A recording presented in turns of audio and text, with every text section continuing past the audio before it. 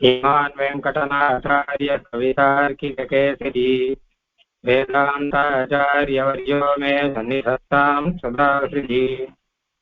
श्रीवेङ्कटनाथज्जो कैतक्कियसीह सौवतन्तसतन्तो वेयन्तार्यवय्यो महसन्निध्येवु सैषयं किययं मे नमः तियसाननाहम् सच्चं दादान अच्युयं धीरजोयं गडुलनै तडतमानं अहिन्दनयरो सहाय लेखगइन्दम्. அச்சுத சரகத்திலே கிட்டத்தட்ட சமாப்தி கிரந்தம் முடியக்கூடிய நிலையில நம்ம இருக்கோம். சரணாகதி சாஸ்திரத்திலே சொல்லப்பட்ட விஷயங்களை எல்லாம் இந்த ஒரு 100 ஸ்லோகத்துக்குள்ள இந்த ஸ்லோகத்துல சுவாமி தேசிகன் சாதிச்சுட்டு வர்றார். அதுல கடைசி நிலைமையில மோட்சத்துல ஸ்ரீவைகுண்டலோகத்துல இவனுக்கு கிடைக்கக்கூடிய பாக்கியங்கள் பேறுகள் அதை பத்தி எல்லாம் சொல்லிட்டு வர்றார் அப்படின்னு பாக்குறோம். எப்படி இவன் அச்சிராதிகதியை தாண்டி விரதாநதியை தாண்டி அங்க போய் அலங்காரங்கள்லாம் ஆனப்புறம் பகவானுடைய திருவடியை இவன் எப்படி அனுபவிப்பான் அப்படிங்கிறதெல்லாம் பார்த்தோம். அந்த திருவடியை தன்னுடைய சிரஸ்லே பூ மாதிரியாக சூடிக்கொண்டு எம்பெருமானுக்கு மிகவும் பிடித்த ஒரு குழந்தை போல இருந்து கொண்டு பகவானை அனுபவித்துக் கொண்டிருப்பான் அப்படிங்கிற விஷயம் பார்த்தாச்சு. இப்ப 90வது ஸ்லோகம் இன்னைக்கு பார்க்கணும். ஒரே ஒரு விஷயம்தான் பாக்கி இருக்கு. முக்த அனுபவம் அப்படிங்கிறது எப்படி இருக்கும், மோட்சத்துல போனால் இவனுக்கு என்ன அனுபவம் இருக்கும், எப்படி அனுபவிப்பான் அப்படிங்கிற விஷயம். இதை பற்றி உபனிஷத்துகள்ல நிறைய விஷயம் சொல்லியிருக்கா. அதுல ஒரு 4 விஷயத்தை, ரொம்ப சுவாரஸ்யமான ரசமான 4 விஷயத்தை எடுத்து சொல்லி 90வது ஸ்லோகம் சாதிக்கிறார். அதோடு கூட இந்த மோட்ச அனுபவம் முடிகிறது, கிட்டத்தட்ட இந்த சாஸ்திரமும் முடிகிறது. முதல்ல ஸ்லோகத்தை பார்ப்போம். அவுனோ நியுத்தி ஜோகம் அயுனோ நியுத்தி ஜோகம் ஓயார விகார சகயரத்தன தனியம் அப்ப சமபோயமேத்தம் அனுகோஹிசி தேவனாக காகேணுமிமம் அபுனர்நிவృత్తి யோக்யம் அவதார விகார சகச்சரத்வதன்யம் ஆத்மசமபோக மாத்திரம் அனுபவிஷ்யசி தேவநாத கதானுமாம். தேவநாதா, மோட்சத்திலே என்னை எப்பொழுது நீ அனுபவிக்கப் போகிறாய்? நான் திரும்பி பூமியிலே சம்சாரத்திலே திரும்பி வருவதற்கான தகுதியெல்லாம் இல்லாமல் மோட்சத்திலேயே நிரந்தரமாக இருக்க போகிறவன். எப்பவாவது திரும்பி வரணும்னா கூட எம்பெருமாளுடைய அவதார காலங்கள்ல அவதார லீலையில பெருமாளோட கூட வந்து அந்த அவதார லீலைகள்லாம் பார்த்து அனுபவிக்கும்படியான பாக்கியம் பெற்றவனாக இருக்கக்கூடியவன். பரபிரமமான பரமாத்மா நாராயணனோடு கூட சமமான போகத்தை மட்டும் உடையவன். அப்படிப்பட்ட என்னை, மோட்ச காலத்திலே இருக்கக்கூடிய என்னை நீ எப்பொழுதும் அனுபவிக்க போகிறாய் அப்படின்னு இந்த ஸ்லோகத்துக்கு அர்த்தம்.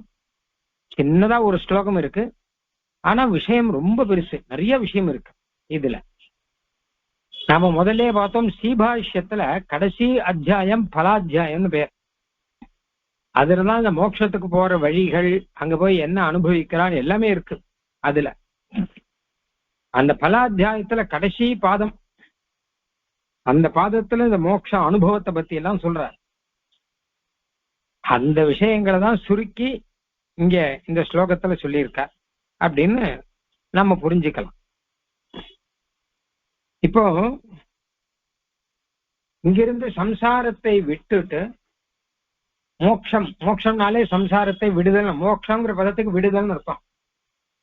விடுபடுதல், ரிலீசிங், லிபரேஷன் அப்படின்னு அர்த்தம்.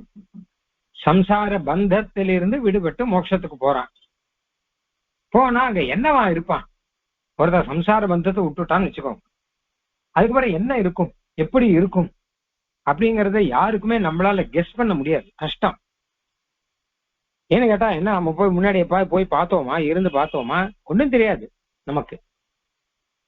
அது கட்டோபனிஷத்துல அழகா சொல்றார், ஏயம் பிரேதே விசிகித்சா மனுஷ்யே அஸ்தி தேகே நாயம் அஸ்தி ஜெயிகேன்னு. இங்கிருந்து கடைசியில சம்சாரத்தை எல்லாம் விட்டு போனப்புறம் அவன் இருக்கானோ இல்லையானே தெரியாது. முதல்ல என்னவா இருக்கான், எப்படி இருக்கான், இதெல்லாம் எதுவுமே யாருக்குமே தெரியாது. இது ரகசியங்கள்ல பரம ரகசியம். அப்போ இத பத்தி சொல்லணும் அப்படின்னு கேட்கிறான் ஸ்வேதகேது. அவனுக்கு யம தர்மராஜன் ஆச்சாரியனா இருந்து சொல்றார் அப்படின்னு வரும் அங்க கதையில. இப்போ அப்படிப்பட்ட ஒரு இடம் அது. சரி, மோட்சத்துல எப்படி இருப்பான்னா, சில சாஸ்திரக்காரெல்லாம் அவளுடைய கற்பனை குதிரையை தட்டி விடுறா. இப்படி இருக்குமோ அப்படி இருக்குமோ அப்படின்னு சொல்லிட்டு. ஒருவேளை அப்படி இருக்கலாம். நையாயிகன் என்ன பண்ணா, தன்னுடைய கற்பனையை தட்டி விட்டுட்டு மோட்சத்துல ஒண்ணும் இருக்காது, அதெல்லாம் சுகம் துக்கம் ஞானம் இச்சா அதெல்லாம் எதுவும் இருக்காது, வெறும் போயிருப்பான் அவ்வளவுதான். சம்சாரத்துலாம் ஞானம் இச்சா சுகம் துக்கம் எல்லாம் இருக்கு, மோட்சத்துல ஒண்ணும் கிடையாது, வெறுமை அவன் இருக்கான், ஒரு ஜீவாத்மா இருப்பான் அப்படிங்கிறது மட்டும்தான் அப்படின்லாம் அவெல்லாம் சொன்னான். இன்னும் சில பேர் என்ன சொல்றான்னா, அந்த பரமாத்மாவோட ஐக்கியத்தை அடைஞ்சிருவான், ஒன்னு ஆயிடுவான். ஐக்கியம்னா என்ன கேட்டா, ஜீவாத்மா பரமாத்மான்னு பேதம் இல்லாதபடி எல்லாம் ஒன்னா கலந்துடுறது. அப்படிலாம் அத்வைத்திகள் மாதிரி இருக்கலாம் அப்படி சொல்றா.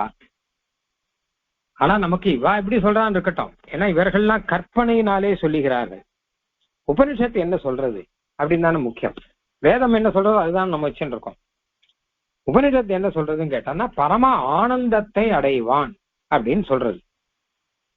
ரொம்ப ஆனந்தி பவதி, ஆனந்தத்தோடு கூட இவன் இருப்பான் அப்படி எல்லாம் உபனிஷத்துல வந்திருக்கு.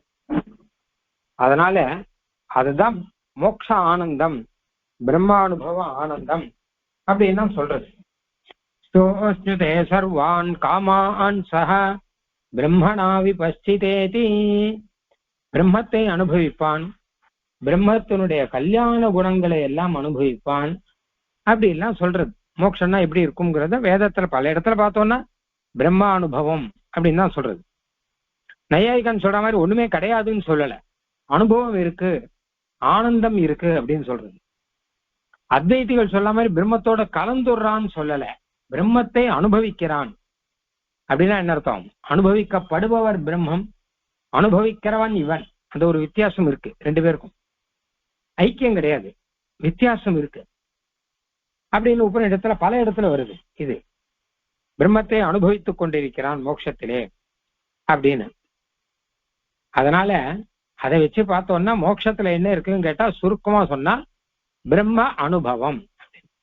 அது என்ன சுவாமி பிரம்ம அனுபவம்னா எப்படி இருக்கும் அப்படின்னு கேட்டா, அது ஆனந்தமயமா தான் இருக்கும்.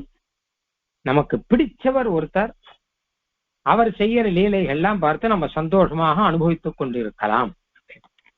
லௌகீகமான உதாரணம் என்ன கேட்டா, நமக்கு பிடித்தவர் அப்படின்னு யாராவது ஒருத்தர் வச்சுண்டு அவருடைய விளையாட்டெல்லாம் அனுபவிக்கிறத லோகத்துல சகஜமா இருக்கும் இல்லையோ. எத்தனையோ ரசிகர்கள் இருக்கா, கிரிக்கெட் ரசிகர்கள், சினிமா ரசிகர்கள், பல ரசிகர்கள் இருக்கா. பல ரசிகர்கள்லாம் என்ன பண்றா, இந்தியாவில கோடிக்கணக்கான ரசிகர்கள் இந்தியாவில இருக்கா. பைத்தியம் முடிச்ச ரசிகர்களாகலாம் இருக்கா நிறைய பேர். அவள ஜாலியா இருக்கா, சந்தோஷமா இருக்கா.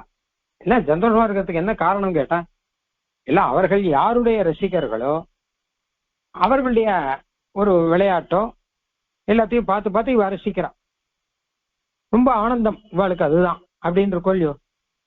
அந்த மாதிரி இது ஒரு சின்ன ஒரு உதாரணமா எடுத்துக்கோங்க. மோட்சத்துல எல்லாருமே பரபிரம்மத்தினுடைய ரசிகர்கள், பரமாத்மா என்ன செஞ்சாலும் அதை ரசிக்கக்கூடியவர்கள், பெரிய ரசிகர்கள், பரபிரம்மத்துக்கு மிகப்பெரிய அளவிலே ரசிகர்கள். அதனால பரமாத்மா சிருஷ்டி ஸ்திதி சம்ஹாரம் என்னென்ன பண்ணிட்டு இருக்கானோ எல்லாத்தையும் பார்த்து பார்த்து இவர்கள் அனுபவிப்பார்கள். அதுதான் பரபிரம்மத்தை அனுபவித்தல் அப்படிங்கிறது. அது மாத்திரம் இல்லாமல் அவரையே நினைத்து கொண்டு அவனையே பேசிக்கொண்டு இதெல்லாம் இங்க இருக்க மாதிரிதான். இங்க இருக்கிறதுக்கும் மோட்சத்துல இருக்கிறதுக்கும் ஒரு வித்தியாசம்தான். இங்க இருக்கிற ரசிகர்களுக்கெல்லாம் அது துக்கமயமா கூட இருக்கும், பல விதத்துல துக்கம் இருக்கும். ஏன்னா சில சமயம் ரசிக்க முடியாம அவருடைய நிலைமையே மோசமாயிடுச்சுன்னா இவனுக்கும் துக்கமா இருக்கும். சில சமயம் வெற்றி இல்லாமல் தோல்வியா இருக்கும். சில சமயம் இவன் பைசா நிறைய செலவழிக்க வேண்டி இருக்கும். இப்படியெல்லாம் நிறைய இருக்கு. மோட்சத்துல அதெல்லாம் எதுவுமே கிடையாது. ஏன்னு கேட்டான்னா பரமாத்மாவுக்கு நாம ரசிகர்கள் அப்படிங்கிறது நமக்கு சொரூப சித்தம். அது இயற்கையாவே ஏதோ இப்ப வந்தது இல்லை.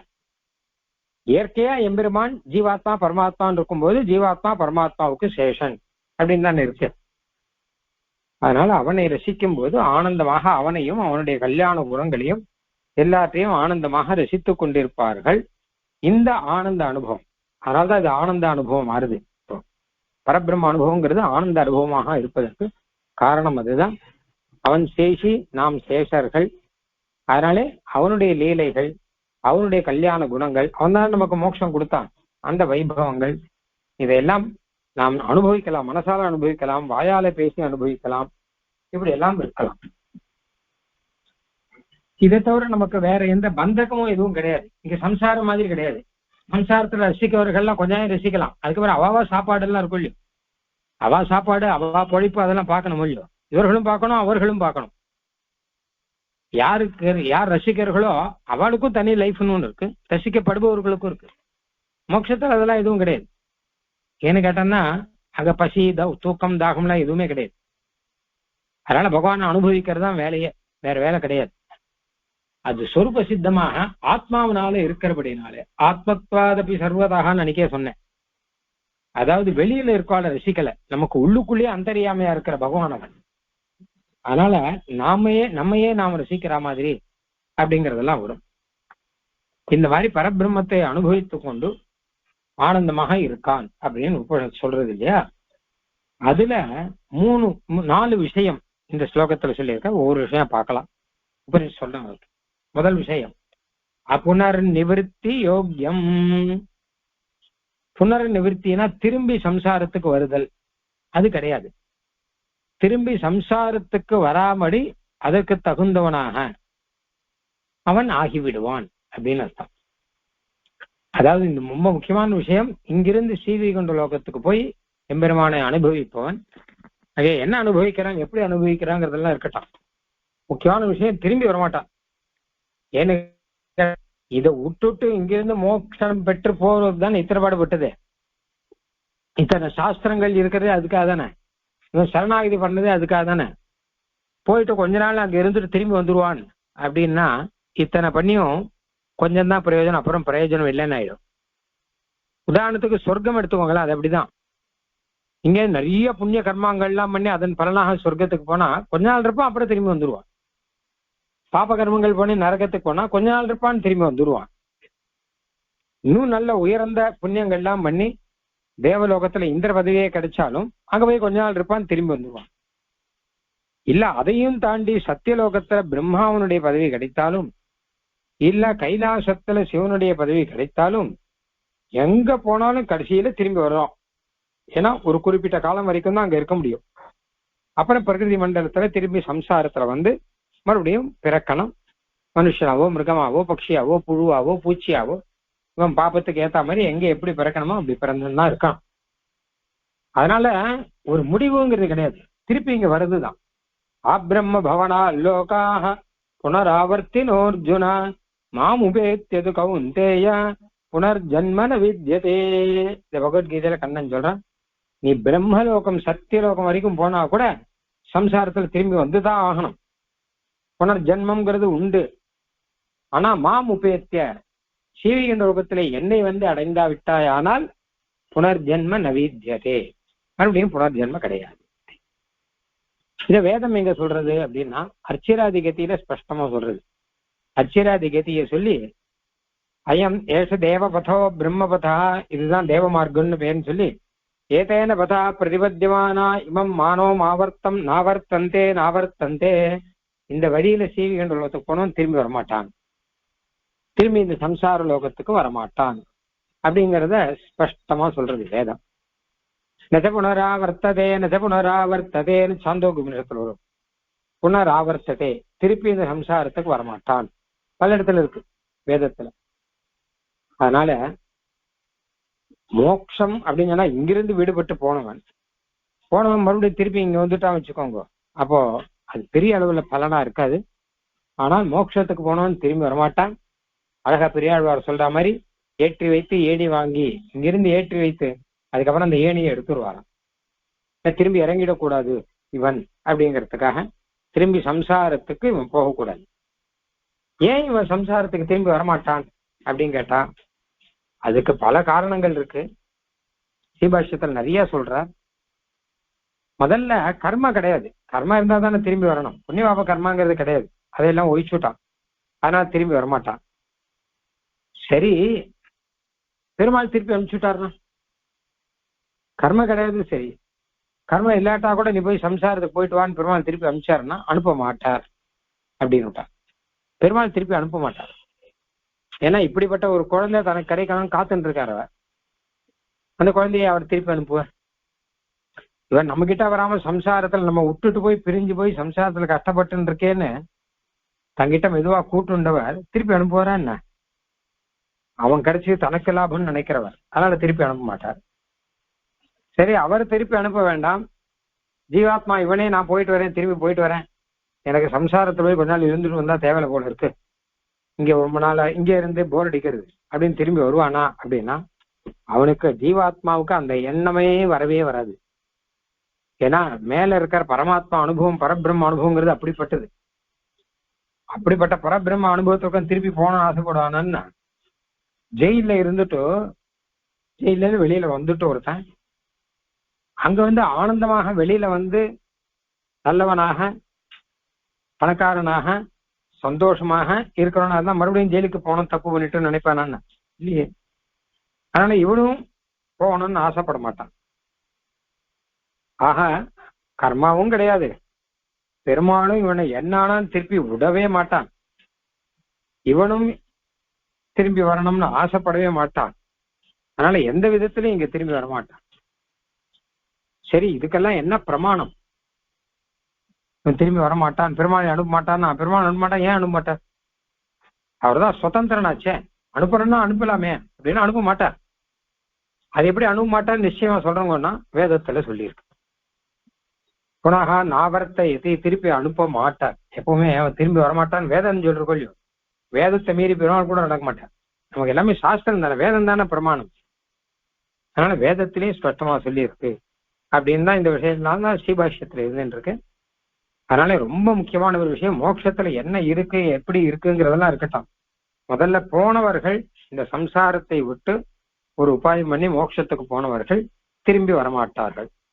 புனர் நிவிருத்தி யோக்கியம். புனர் நிவிருத்தி, புனகா மறுபடியும், நிவிருத்தினா திரும்பி வருதல் அர்த்தம். அதற்கு புனர் நிவிருத்தி, திரும்பி வரமாட்டான் என்பதற்கு யோக்கியம், தகுந்தவனாக.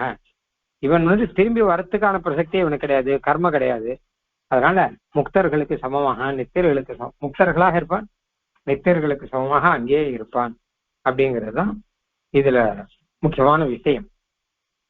சரி, அப்புறம் அவதார விகார சகச்சரத்வ தன்யம். ஆனா திரும்பி வருவான் சில வாக்கியங்கள்ல இருக்கு, சில இடங்கள்ல சொல்லியிருக்கு. என்ன பண்ணுவான் அப்படின்னு கேட்டாதான், இவன் சிவகண்ட லோகத்துல இருக்கிறவன் இந்த உலகம் முழுக்க அவன் காம சஞ்சாரம் பண்ணுவான், இஷ்டப்படி சஞ்சாரம் பண்ணுவான், எங்க வேணாலும் அவன் போவான் அப்படின்னு இருக்கு. மான் லோகான் காமான்னி காமரூபி அனுசஞ்சரன்னு, இந்த லோகங்கள் எல்லாம் அப்படியே சஞ்சரிச்சுருப்பான். ஜக்ஷத்து கிரீடன் ரமமானஹா, ஜாலியா சுத்தின்னு இருப்பான். ஒவ்வொரு லோகமா போய் அந்தந்த லோகத்துல என்ன இருக்குன்னு அதெல்லாம் வேடிக்கை பார்த்துன்னு பிக்னிக் பாக்குற மாதிரி எல்லாத்தையும் பார்த்துட்டு யாரு இந்த மோட்சத்துக்கு போனவன் அவன் சந்தோஷமா இருப்பான் அப்படின்னு சொல்லியிருக்கு. இப்படி வேதத்திலேயே சொல்லி இருக்கச்சா புனர் நிவர்த்தி கிடையாது, திரும்பி வரமாட்டான்னு எப்படி சொல்றது? அவன் தான் திரும்பி வருவான் அப்படின்னு தானே இருக்கு. பல லோகங்களுக்கெல்லாம் போவான் அப்படின்னு தானே இருக்கு. விகாரம் பண்ணுவான். விகாரம்னா இங்க அங்க நடந்து போய் சஞ்சாரம் பண்ணி, நான் சொல்றேன் இங்க லோகத்துக்கு வருவான்னா சந்தோஷமா வருவான்னு அர்த்தம். சந்தோஷமா ஜாலியா வாக்கிங் மாதிரி பண்ணிட்டு வருவான், பிக்னிக் போற மாதிரி வருவான் அப்படின்னு தானே சொல்லியிருக்கு. இது வேதத்துல இதுவும் பல இடத்துல இருக்கு. திரும்பி வரமாட்டான்னு இருக்கு, திரும்பி வருவான்னு இருக்கு. அப்ப என்ன இது எப்படி வியாக்கியானம் பண்றது அப்படின்னு கேட்டான்னா, திரும்பி வருவான், இல்லைன்னு சொல்லல. ஆனால் கர்மத்தினாலே திரும்பி வரமாட்டான். அதான் ஒரு சம்சாரத்திலே ஒருத்தன் புண்ணியபாப கர்மத்துக்கு வசப்பட்டு பிறக்கிறான் அப்படிங்கிறது வேற. அந்த மாதிரியான பிறப்பு இவனுக்கு கிடையாது. இவனே ஆசைப்பட்டு வரான், நான் பாக்குறேன். ஏன் அப்படி என்ன ஆசை? ஸ்ரீவைகுண்டத்துல பெருமாள் தான் சேவிக்கிறான் இல்லையோ, அவனுக்கு இங்க என்ன ஆசை அப்படின்னா இதெல்லாம் பெருமாளுடைய விபூதின்னு பாக்குறான். அப்போ முன்ன மாதிரி கிடையாது. எப்படி ஆனாலும் கோயிலே சேவிக்கிற கோயில்லாம் பெருமாளுடைய விபூதி. அப்படி கோயில போனா பெருமாள் சேவிக்கிறோம். ஆனா கோயிலையே சேவிக்கலாம், ஊரையே சேவிக்கலாம், நதியே சேவிக்கலாம், பெருமாள் சம்பந்தப்பட்டது எல்லாத்தையும் பார்க்கலாம் மூலியம். அந்த மாதிரி எல்லாத்தையும் அனுபவிக்கலாம் மூலியம் பெருமாள். அந்த மாதிரி பார்த்தான்னா இங்க ஸ்ரீவைகுண்ட லோகத்துல எம்பெருமான் சிருஷ்டிச்ச உலகம்தான் இதெல்லாம். எத்தனை லோகங்களை எப்படி எல்லாம் சிருஷ்டிச்சிருக்கான், எப்படி எல்லாம் ரட்சிக்கிறான், எப்படி எல்லாம் பிரளய காலத்தில் சம்பாரம் பண்ண போறான். அந்த சிருஷ்டியில தான் எப்படி வித்தியாசங்கள்லாம் இருக்கு, எத்தனை லோகங்கள் ஒண்ணு எப்படி எப்படி இருக்கு அப்படின்னு பெருமாளுடைய சிருஷ்டி, அந்த சிருஷ்டியினுடைய வைபவத்தை, லீலா வைபவத்தை இவன் போய் பார்க்கணும்னு ஆசைப்பட்டா வச்சுக்கோங்க, போய் வரான். அதனால ஒண்ணும் தப்பு இல்லையே. ஆக திருப்பி வரமாட்டான்னு சொன்னாலே அப்படின்னா இவன் சம்சாரியா திரும்ப வரமாட்டான், புண்ணியபாப கர்மத்துக்கு வசப்பட்டு திரும்பி வரமாட்டான். அங்கங்க லோகங்கள்லாம் போயின்னு இருக்கான் அப்படின்னு சொன்னான்னா அவன் சம்சாரியா போகல, அந்த லோகங்களை வேடிக்கை பார்க்கறதுக்கு போறான். பரமாத்மாவனுடைய விபூதி எங்க ரீதியில அவற்றை அனுபவித்து வேடிக்கை பார்க்கறதுக்கு போறான். ராஜகுமாரன் சிறைச்சாலைக்கு போற மாதிரி. ஒரு ராஜகுமாரன் அவன் பிடிச்சு ஜெயில போட்டான். பக்கத்து தேசத்து ராஜா ஒருத்தான், பக்கத்து தேசத்து ராஜா இங்க வந்து சண்டை போட்டு இந்த ராஜகுமாரனை பிடிச்சி சிறையில போட்டான். சிறைக்குள்ளே இவன் வாடின்னு இருக்கான். அப்படியே கொஞ்ச நாள் போச்சு. ஒரு காலக்கிரமத்துல இருந்து அது கேட்டான்னா இவனுடைய அப்பா அவர் யுத்தத்துல ஜெயிச்சு இவனை மீட்டார். சிறைச்சாலையில மீட்டு கொண்டு வந்தா, அப்ப நாம ஜெயிச்சாச்சு, இனிமே நாம தான் ராஜான்னு விட்டார். அதுக்கப்புறம் இவன் கிட்ட பொறுப்பெல்லாம் ஒப்படைச்சார். சிலதெல்லாம் நீ ராஜகுமாரனா இருந்துக்கோ, நீ வந்து யுவராஜ்யத்தை நீ வந்து பரிபாலனம் பண்ணு அப்படின்னு சொன்னார். அப்ப இவன் என்ன பண்ணா, அந்த ஜெயிலுக்குள்ள போய் பார்க்கறான். முன்னாடி தான் இருந்த இடம் போய் பார்க்கறான். பார்த்தா இப்ப முன்னாடி இருந்த துக்கமா இப்ப இருக்கும். முன்னாடி சிறைச்சாலையில அவன் இருக்கும்போது அவனுக்கு துக்கம் இருந்ததுங்கிறது காரணம் அவன் கட்டுப்பட்டு இருந்தான் வேற ஒருத்தருடைய ஆட்சிக்கு, கொடுங்கோல் ஆட்சிக்கு. இப்ப அவன் சிறைச்சாலை பாக்குறான், உள்ளுக்குள்ள வரான், சிறைச்சாலைக்குள்ள வரான், பாக்குறான்னா அப்பா அவனுடைய விபூதி இது, அப்பா அவனுடைய செல்வம் இந்த சிறைச்சாலைங்கிறது. அதனால பாக்குறான். இப்ப அவன் கட்டுப்பட்டு இல்லை. உனக்கு எப்பயும் வித்தியாசம் இருக்கு இல்லையா, பெரிய அளவுல வித்தியாசம் இருக்கு இல்லையா. முன்னாடி எந்த சிறைச்சாலை துக்கத்தை கொடுத்ததோ அதுவே இப்ப அவனுக்கு சந்தோஷத்தை கொடுக்குறது. அதே மாதிரிதான் இந்த லீலா விபூதி எல்லாம் நமக்கு. லீலா விபூதிங்கிறது நம்ம இங்க சம்சாரத்துல இருக்கச்சா நமக்கு பந்தத்தை கொடுக்கறது. ஆனா மோட்சத்துக்கு போயாச்சுன்னா இந்த லீலா விபூதி எல்லாம் பெருமானுடைய விபூதி அப்படிங்கிற ரீதியில நம்ம அனுபவிக்கலாம். அதனால இவன் எங்கெங்க என்னென்ன லோகம் சஞ்சரிக்கிறோமோ அந்தந்த லோகங்கள்லாம் சஞ்சரிப்பான், எல்லாத்தையும் வேடிக்கை பார்த்துட்டு இருக்கான். குறிப்பாக ஒரு விஷயம் சொல்றார், எம்பெருமான அவதாரம் பண்ணும்போது கூடவே இவன் போலாம். அவதார விகார சகச்சரத்வ தன்யம். பெருமாள் அவதார விகாரம், அவதார லீலை பண்ணி அவதாரத்துக்காக இங்க இறங்கி வர்றார். அப்ப சகச்சர, அப்ப அவரோட கூட இவனும் வரலாம், கூட ஃப்ரெண்டா வர்ற மாதிரி வந்து சகச்சரத்வ தன்யம், அந்த ஒரு பாக்கியம் எனக்கு கிடைக்கிறது. அப்ப என்ன ஆகுதுன்னா பெருமாள் கூட தான் இந்த பூலோகத்துல வந்து அவதாரம் பண்றார். அப்ப அவரோட சம்சாரின்னு சொல்ல முடியுமா? இல்லையே. ஏன்னு கேட்டா அவர் கர்மாதீனமா வரலையே, அவர் அவதாரமா தானே வர்றாரு. அதே மாதிரி இவனும் அவதாரம் பண்ணுவான். எப்படியானா ஸ்ரீராம அவதாரத்துல, கிருஷ்ணாவதாரத்தெல்லாம் ஆதிசேஷன் முதலானவர்கள்லாம் அவதாரம் பண்ணார்கள் பாக்குறோமோ இல்லையோ நம்ம. அதே மாதிரி இவனும் பெருமாள் அவதாரம் பண்ணிச்சு, இவனும் ஒரு அவதாரம் பண்ணி பெருமாளோட கூடவே இருந்து அனுபவிக்கிறான். அப்படின்னா சிவகுண்ட லோகத்துல பெருமாள் அனுபவிக்கிறது இருக்கட்டும், அவதார நிலையில கூட பெருமாளுக்கு சகச்சரனாக, கூட இருந்து சர நடப்பவன் இருக்கும், கூடயே இருந்து நடப்பவன், அவர் கூடயே பின்னாடி இருந்து அவருக்கு கைங்கரியம் பண்ணிட்டு இருந்து இப்படி ஒரு தன்யம், இப்படி ஒரு பாக்கியம் அவனுக்கு கிடைக்கிறது. அப்போ எல்லா லோகத்தையும் இவன் சஞ்சரிக்கிறான்னா அண்ணா சஞ்சரிப்பான். உபநிஷத்துல ஒரு வாக்கியம் இருக்கு, சயதா பிதலோக காமோ பவதி சங்கல்பா தேவாச பிதர சமுத்திஷ்டந்தே அப்படின்னு ஆரம்பிச்சு நிறைய வாக்கியம் இருக்கு. அதாவது இவன் என்ன பண்றான் கேட்டான்னா, அப்பா வேணும் அப்படின்னு ஆசைப்பட்டான்னா உடனே அப்பாக்கள் கிடைக்கிறா, அம்மா வேணும்னா அம்மாக்கள் கிடைக்கிறா, புத்திரன் வேணும்னா புத்திரர்கள் கிடைக்கிறா. அப்படின்னா என்ன அர்த்தம் கேட்டா, சில பேருக்கு தான் மட்டும் அனுபவிச்சா போறாது, குடும்பமா இருந்து அனுபவிக்கணும்னு தோணும். அப்ப அப்பா வேணும்னா ஒரு அப்பாவுக்கு பிள்ளை அவன் பிறக்கிறான், அவதாரம் பண்றான், அவர் அப்பா ஆயிடுறார். அப்ப அவரோட சேர்ந்து அனுபவிக்க முடியும். பெருமாள் மாதிரி தானே. பெருமாள் எப்படி தசரதனுக்கு புத்தனா பிறந்தாரோ, வசுதேவனுக்கு புத்தனா பிறந்தாரோ, மாதிரி இவனும் யாருக்கா ஒருத்தருக்கு புத்தனா பிறக்கிறான். அது மாதிரிலாம் அவதாரங்கள்லாம் நிறைய எடுக்கலாம். பெருமாள் எடுக்கச்ச கூட எடுக்கலாம். அப்ப எடுத்துன்னு பெருமாள் அங்க அனுபவிக்கலாம் அப்படின்னு வருது. அதனால எல்லா இடத்துலயும் இவன் தான் சஞ்சரிக்கிறான் அப்படின்னு சொன்னது இல்லையோ, விகாரங்கள் பண்றான்னு சொல்லிட்டு அதெல்லாம் உண்மைதான். கர்மாதீனமா கர்மத்துக்கு கட்டுப்பட்டு சுக துக்கம் அனுபவிக்கிறதுக்காக வரல, பகவத் அனுபவத்துல இதுவும் ஒண்ணு. விட சீவைகுண்ட லோகத்துல இருக்க பகவத் அனுபவம் அப்படிங்கறத பத்தி சொல்லச்ச வெறும் பகவானை பார்த்தும் அனுபவிக்கிறான்ங்கிறது இல்லை. பின்ன கல்யாண குணங்களோடு கூட, திருமேனியோடு கூட, உபய விபூதியோடு கூட இருக்கிற பகவானை அனுபவிக்கிறான். அதுதான் பரிபூர்ண பிரம்மானுபவம். எம்பெருமானுடைய கல்யாண குணங்கள், அவனுடைய திருமேனி, அது மட்டுமல்லாது உபய விபூதி, அதாவது சீவைகுண்ட லோகம், இந்த லோகம் எல்லாம் எம்பெருமானுடையது தானே. அதனால அது எல்லாத்தையும் சேர்த்து வச்சு பெருமாளை இவன் அனுபவிக்கிறான், பரபிரம்மத்தை அனுபவிக்கிறான் இருக்க. அப்படின்னால இந்த லோகத்துக்கும் வருவான், வந்து அவதாரம் பண்ற மாதிரி வந்து பெருமாளோட கூடவே சகதரனாக கூட இருந்துருப்பான். அப்படி ஒரு பாக்கியம் இவனுக்கு கிடைக்கும். இது ரெண்டாவது. மூணாவது, ஆத்மசம போக மாத்திரம், பெருமாளுக்கு சமமான போகத்தை உடையவன் அப்படின்னு அர்த்தம். போகத்தை மட்டும் உடையவன். போகம்னா ஆனந்தம்னு வச்சுக்கோங்க. முதல்ல சொன்ன சிவகண்ட லோகத்துல என்ன அப்படின்னு கேட்டான்னா ஆனந்தம் தான். எந்த அளவு ஆனந்தம்னா பகவானுக்கு எந்த அளவோ அந்த அளவு ஆனந்தம், சமமான ஆனந்தம் அப்படின்னு சொல்றது. வேதத்துல சிவகண்ட லோகத்துல பெருமாளுக்கு சமமாவே ஆயிடுறான்னு சொல்லிருக்கு. நிரஞ்சன பரமம் சாமியம் உபைதி. நிறைய உதாரணங்கள்லாம் வேற சொல்றது. யதா நத்ய செந்தவானா சமுத்திரே அஸ்தங்கச்சந்தி நாமரூபே விகாய.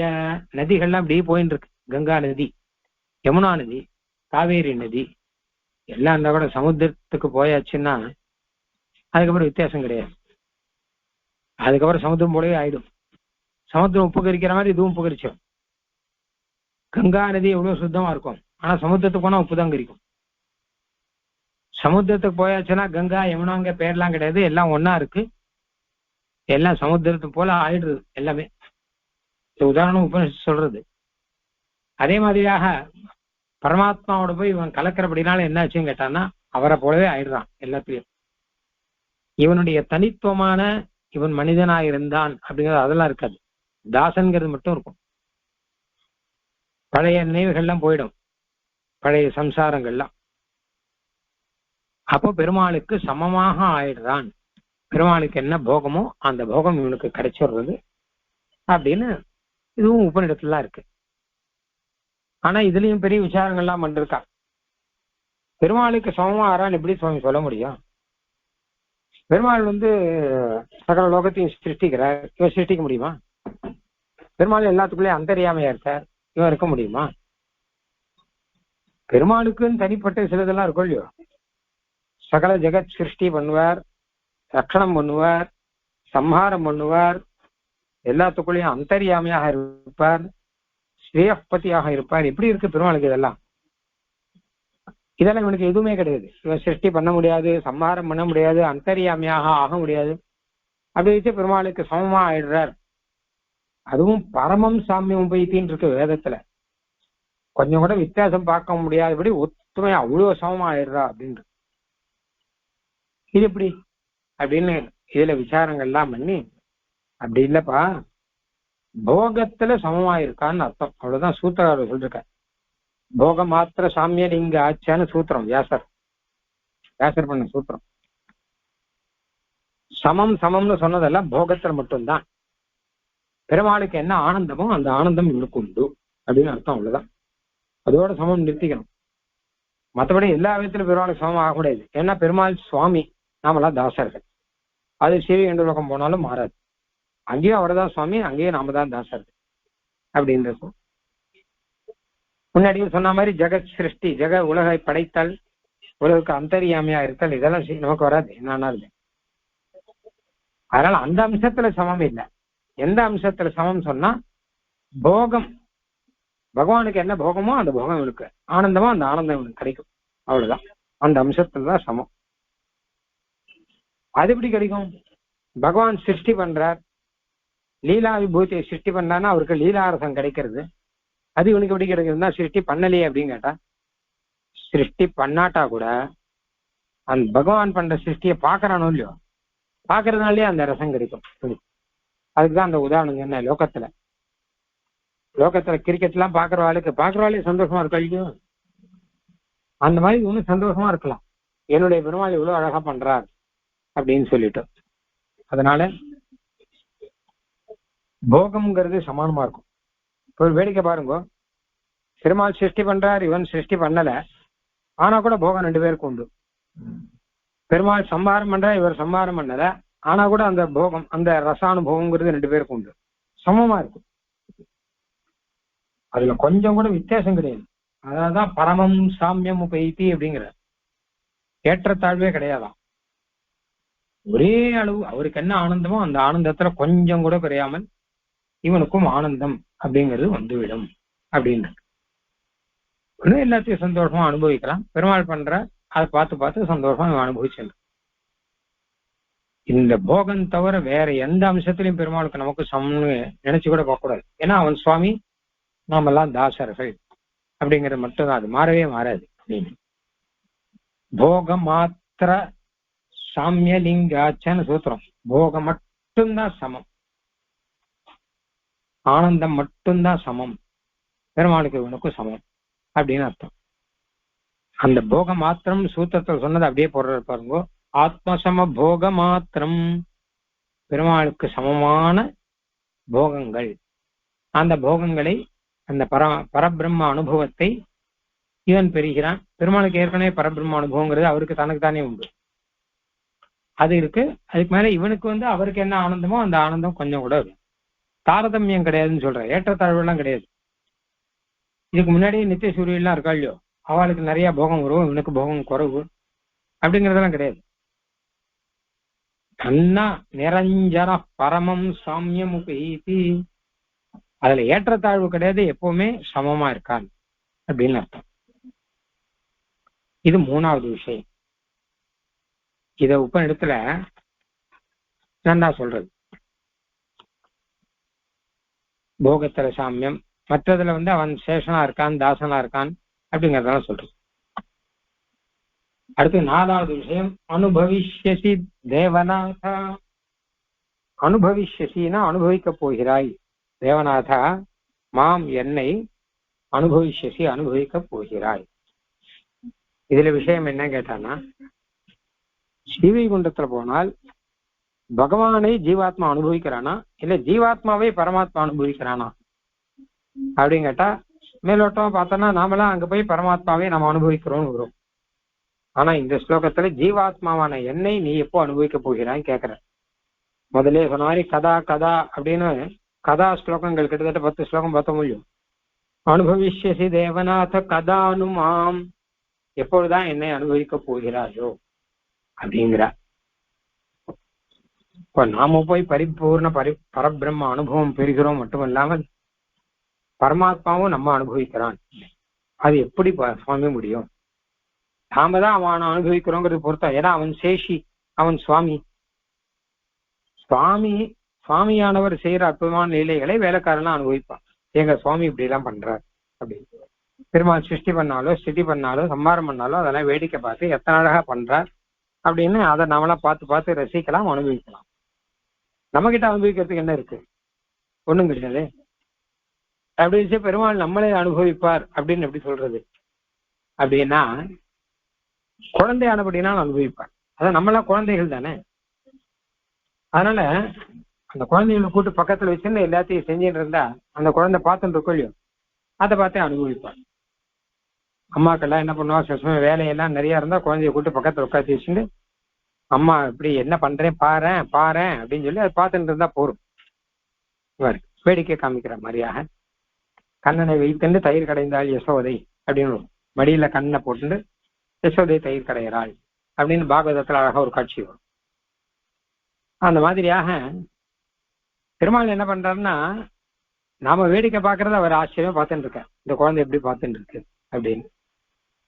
நான் நேத்தே சொன்னேன் இல்லையா, அதாவது நாமெல்லாம் பகவத் அனுபவம் பண்ணுகிறோம் அப்படின்னா ஒரு குழந்தை அம்மா அப்பாவை அனுபவிக்கிற மாதிரி, பகவான் நம்மை அனுபவிக்கிறார் அப்படின்னு கேட்டோம்னா அம்மா அப்பா குழந்தைய அனுபவிக்கிற மாதிரி அப்படின்னு வச்சுக்கலாம். இது வேதத்துல இருக்கு இந்த விஷயம். அகமன்னம் அகமன்னம் அகமன்னம் அகமன்னாதோ அகமன்னாதோ அகமன்னாத. அகமன்னம் நாம் அனுபவிக்கப்படுபவன் அர்த்தம். பெருமாத்மாவுக்கு நான் அன்னமா இருக்கேன், எனக்கு அவர் அன்னமா இருக்கார். ஆக நான் அன்னாதகா. அன்னாதகனா அன்னத்தை அனுபவிப்பவன். அன்னம்னா சாதம்னு அர்த்தம். பொதுவா இந்த இடத்துல அனுபவங்கிற அர்த்தத்துல வந்திருக்கு. அப்ப அனுபவிப்பவன் நானு, அனுபவிக்கப்படுபவன் நானு அப்படிங்கிறார். ஏன்னா பெருமாள் என்னை அனுபவிக்கிறபடினால அனுபவிப்பவனும் நானு, அனுபவிக்கப்படுபவனும் நானு. பெருமாள் இந்த குழந்தைய பார்த்து இது இப்படி எல்லாம் சம்சாரத்துல இப்படி எல்லாம் அல்லாடி இருந்தது, இப்ப நம்ம கிட்ட பக்கத்துல இருக்கு இல்லையா, அதை திருப்பி அனுப்பக்கூடாது, அந்த குழந்தையோடு கூட தான் இருக்கணும் அப்படின்னு எப்பவுமே நினைச்சுட்டு இருக்கார் பெருமாள். அதனால பெருமாளுக்கும் ஒரு அனுபவம் அப்படிங்கிறது ஒண்ணு இருக்கு. அது மட்டும் இல்லாமல் ரெண்டாவது ஒரு விஷயம் இருக்கு. என்னன்னு கேட்டா, ஸ்ரீவைகுண்ட லோகத்துக்கு போனா நாம நமக்குன்னு எந்த பலனும் எதிர்பார்க்க மாட்டோம். எல்லாமே பெருமாளுக்கு தான், பகவத் பிரீத்தியர்த்தம் தான். மொத்தமுமே கைங்கரியங்கள்லாம் பண்ணா கூட எல்லாமே பகவத் பிரீத்தியர்த்தம் தான், நமக்குன்னு எதுவும் கிடையாது. அப்போ இங்க இந்த லோகத்துல கைங்கரியம் பண்ணா என்ன பலன் கிடைக்கும்னா பாக்குற முடியும், அந்த மாதிரிலாம் எதுவும் கிடையாது. பெருமாளுடைய பிரீத்தி ஒன்னே உகப்பு, பெருமாளுடைய உகப்பு ஒண்ணுதான் நமக்கு லட்சியம், வேற கிடையாது. இதுலயும் பல விசாரங்கள் தேசியம் பண்றாங்க. இத்தனை கஷ்டப்பட்டு ஸ்ரீவைகுண்டம் போய் நமக்கு எதுவுமே கிடையாது அப்படின்னா, இப்ப அப்படிப்பட்ட ஸ்ரீவைகுண்டம் எனக்கு எதுக்கு? அப்ப நமக்கு ஏதாவது திருப்தி இருக்கணும் இல்லையோ, இதான் போகம் இருக்கே அப்படின்னா அந்த போகம் கூட பகவத் அனுபவம், பகவானை அனுபவித்து நமக்கு ஒரு ஆனந்தம் இருக்கு. அந்த ஆனந்தம் இருக்கும் இல்லையோ, அது நமக்கு இருக்கு அப்படின்னு சொல்லணும். அப்ப பெருமாளுக்கு தான் எல்லாம் இருக்கு, நமக்கு இல்ல பகவத் பிரீத்தி மட்டும் தான் சொல்லக்கூடாது. நமக்கும் பிரீத்தி இருக்கு, நமக்கும் சந்தோஷம் இருக்குன்னு சொல்லணும். அப்ப எப்படி சொல்றது? ஏன்னா ஒரு பக்கம் பார்த்தா பகவத் பிரீத்தியர்த்தம், பகவத் பிரீத்தி தான் உத்தேசியம், அது தவிர எனக்குன்னு எதுவும் வேண்டாம் இருக்கு. இன்னொரு பக்கம் பார்த்தா எனக்குன்னு எதுவும் வேண்டான்னு அப்படி என்ன பகவத் அனுபவம், அப்படி என்ன மோட்சம் வேண்டி இருக்கு, அதுக்காட்டில இங்கே இருக்கலாமேன்னு தோணும். ஏன்னா நமக்கு ஒரு சந்தோஷம் ஒண்ணு இருந்தாதானே மோட்சத்துல. அதுக்குதான் தேசியம் என்ன சொல்றாரு, அப்படி அர்த்தம் இல்ல. பகவான் பிரதான பலி, அவன் நாம அப்பிரதான பலி அப்படிங்கிறோம். நாம என்ன கைங்கரியம் பண்ணாலும் அதுல பெருமாளுக்கு பிரீத்தி வருது, அந்த பெருமாளுக்கு பிரீத்தி வருது பார்த்து நமக்கும் பிரீத்தி வருது. நமக்கு பிரீத்தி வரலன்னு சொல்லல, உண்டு. அவனுக்கும் பிரீத்தி வருது, நமக்கும் பிரீத்தி வருது கைங்கரியம் பண்ண. ஆனால் பிரதானம் அவன்துதான். அவனுக்கு பிரீத்தி வரணுங்கிறதா நமக்கு பிரதானம், நமக்கு பிரீத்தி வரணுங்கிறது முக்கியம் இல்லை. நீ நல்லா இருக்கியா, எனக்கு சந்தோஷம் அப்படின்னு சொல்றா இல்லையா, அந்த மாதிரி நம்ம கைங்கரியம் பண்றதுனால பெருமாள் திருவுள்ள முகக்கிறதா, அது போறோம் நமக்கு, அதுதான் நமக்கு பிரீத்தி. நமக்கு பிரீத்தி இல்லைன்னு இல்லை, ஆனால் நம்மளுடைய சுகமோ நம்மளுடைய பிரீத்தியோ எல்லாம் பகவானுக்கு சேஷமா தான் இருக்கும், அவனுக்கு கிடைக்கிற பிரீத்திக்கு சேஷமா இருக்கும். இதுக்கு அடிக்கடி உதாரணம் தான் அந்த பிரசாதம் தான் சொல்லுவேன். கோயில் பிரசாதம், கோயில் பிரசாதம் சாப்பிட்றோம், நல்லா இருக்குன்னு சாப்பிட்றோம். ஆனா பெருமாளுக்கு நிவேதனம் பண்றதுதான் லட்சியம், நாம சாப்பிட்றதுக்காக பண்ணல. பெருமாள் நல்லா அமுது செய்திருக்கார், உற்சவங்கள் எல்லாம் பண்றோம், பெருமாளுக்கு கோயில பிரசாதங்கள் பண்ணி நன்னா அமுது செஞ்சிருக்காருன்னா அதை நம்ம அப்புறம் சாப்பிட போறோம். நாம சாப்பிடணுங்கிறதுக்காக பெருமாளுக்கு பண்றோமா, இல்ல பெருமாள் சாப்பிடணுங்கிறதுக்காக பண்ணிட்டு நாம சாப்பிடுறோமா பார்க்கணும். அதனால பெருமாளுக்கு பண்றதுதான் பரம உத்தேசமா இருக்கணும். அதனால்தான் அதுக்கு விசேஷமாகத்தான் நம்மளுடைய போகங்கள் வருது. அதனால அந்த ரீதியில பகவான் நம்மை அனுபவிக்கிறான்ங்கிறது தான் பிரதானம். நாம அவனை அனுபவிக்கிறோங்கிறது கூட பகவத் பிரீத்தம் தான் அப்படின்னு அதையெல்லாம் வச்சுண்டு அனுபவிஷ்யசி தேவநாத, தேவநாதனே கதா எப்பொழுது மாம் என்னை அனுபவிஷ்யசி, அனுபவிக்க போகிறீர் அப்படின்னா. இது பகவான் நம்மை அனுபவித்தல் தான் பிரதான பலம். நாம அவனை அனுபவித்ததை விட, ஏன்னு கேட்டா இந்த பகவான் நம்மை அனுபவித்தலுக்கு சேஷமாகத்தான் நாம அவனை அனுபவிக்கிறோம். அவனுக்கு சேஷமாக தான் நமக்கு எல்லாம் இருக்கு அப்படிங்கிற ரீதியில இது இருக்கு. இந்த வார்த்தை வருது. ஆக ஜீவாத்மாவானவன் அந்த பரமாத்மாவை அடைந்து, முக்தி திசையை அடைந்து இந்த 4 விதமான வைபவங்களை பெற்று பகவத் அனுபவத்தை பெற்று இருக்கிறான். அப்படிப்பட்ட நிலையை நான் எப்பொழுது பெறப்போகிறேன் அப்படின்னு இந்த கதான ஆரம்பிச்ச ஸ்லோகங்கள் சொல்லி முடிக்கிற. ஸ்ரீபாஷ்யத்துல இந்த விஷயம் சொல்லி முடிச்சு இதோட சாஸ்திரம் முடிஞ்சு போச்சு, அவ்வளவுதான். ஸ்ரீபாஷ்யத்தை கடைசி சூத்திரம் அனாவிருத்தி ஸ்ரத்தாத், அனாவிருத்தி ஸ்ரத்தாத்ங்கிறது கடைசி சூத்திரம். அனாவிருத்தினா திரும்பி வரமாட்டான்னு அர்த்தம். இருந்து போனவன் திரும்பி வரமாட்டான். அந்த சூத்திரத்தை 2 வாட்டி சொல்றேன். ஏன்னா கடைசி சூத்திரமா தான் 2 வாட்டி சொல்றோம். அதுக்காக பொதுவா சூத்திரங்கள்லாம் கடைசி சூத்திரத்தை 2 வாட்டி சொல்லுவோம். நம்ம கடைசியை பாசுரம் சொல்ற மாதிரி. அந்த மாதிரி அனாவிருத்தி ஸ்ரத்தாத், அனாவிருத்தி ஸ்ரத்தாத் 2 வாட்டி சொல்லி சாஸ்திரம் முடிஞ்சு போச்சு அப்படின்னு சொல்லிட்டு முடிச்சுட்டோம். திரும்பி இந்த லோகத்துக்கு திரும்பி வரும். அதுக்கு முன்னாடி போக மாத்திர சாமியல் இங்க ஆச்சா, போகம் தான் இவனுக்கும் பரமாத்மாவுக்கும் சமமா இருக்கும். இந்த மாதிரி விஷயங்கள்லாம் இருக்கு. அந்த மாதிரியாக ஸ்ரீபாஷ்ய சாஸ்திரத்துல எப்படி ஆனால் முதல்ல ஜீவாத்மா யாரு, பரமாத்மா யாரு அப்படிங்கிறதுல இருந்து ஆரம்பிச்சு அவனுடைய கல்யாண குணங்களை சொல்லி, அவனை அடைவதற்கான உபாயங்கள், சரணாகதி, பக்தியோகம் இதெல்லாம் சொல்லி, கடைசியில சீவைகுண்ட லோகம் போற வழியை சொல்லி, கடைசியில் சீவைகுண்ட லோகத்தை அடைந்து திரும்பி வரமாட்டான்னு சொல்லி முடிச்சாரோ இல்லையோ. இந்த விஷயங்கள் அத்தனை அப்படியே அதே வரிசையில இங்க அச்சுத சதகத்துல இருக்கு. எப்படி ஒரு பரமாத்மா இருக்கான், அவன் எப்படி விலட்சணனா இருக்கான் அப்படின்னு சொல்லி அதுல இருந்து ஆரம்பிச்சு சரணாகதி சாஸ்திரத்தை எல்லாம் சொல்லி, அங்கங்கள்லாம் சொல்லி, அதுக்கப்புறம் சரணாகதி பண்ணப்புறம் எப்படி இருக்கணுங்கிறத சொல்லி, அதுக்கு ஒரு சீவைகுண்ட லோகத்துக்கு எப்படி போறான்னு சொல்லி, அங்க போய் திரும்பி வரமாட்டான், பகவத் அனுபவத்தை பெற்றுக்கொண்டு இருப்பான் அப்படின்னு சொல்லியாச்சு. சாஸ்திரம் இதோட முடிஞ்சு போச்சு இல்லையா. அந்த மாதிரி ஸ்தோத்திரமும் கிட்டத்தட்ட இதோட முடிஞ்சு போச்சு. சரணாகதி விஷயங்கள்லாம் சொல்லி முடிச்சாச்சு. இனிமே முடிவுரையாக, ஸ்தோத்திரத்துக்கு முடிவுரையாக சிலதெல்லாம் சொல்லப்பட. இந்த ஸ்தோத்திரம் எப்படி தான் அருளி செய்தது, அந்த மாதிரி 90 ஸ்லோகம் ஆயிடுச்சு. 110 ஸ்லோகம் தான், 11 ஸ்லோகம் தான் பாக்கி இருக்கு. ஒரு பலஸ்ருதியோட முடிக்கணும். அதனால இனிமே முடிவுரையான சில ஸ்லோகங்கள் அப்படிங்கிறது நாம நாளையில இருந்து பார்க்க போறோம். சாஸ்திரமான விஷயங்கள் அப்படிங்கிறதெல்லாம் முடிஞ்சு போச்சு. அபுனர்நிவிருத்தி யோக்கியம் அவதார விகார சகஜரத்வதன்யம் ஆத்ம சமபோக மாத்திரம் அனுபவிஷ்யசி தேவநாத கதானுமாம். கவிதார்க்கிக சிம்ஹாய கல்யாண குணசாலினே ஸ்ரீமதே வெங்கடேஷாய வேதாந்த குரவே நமஹ.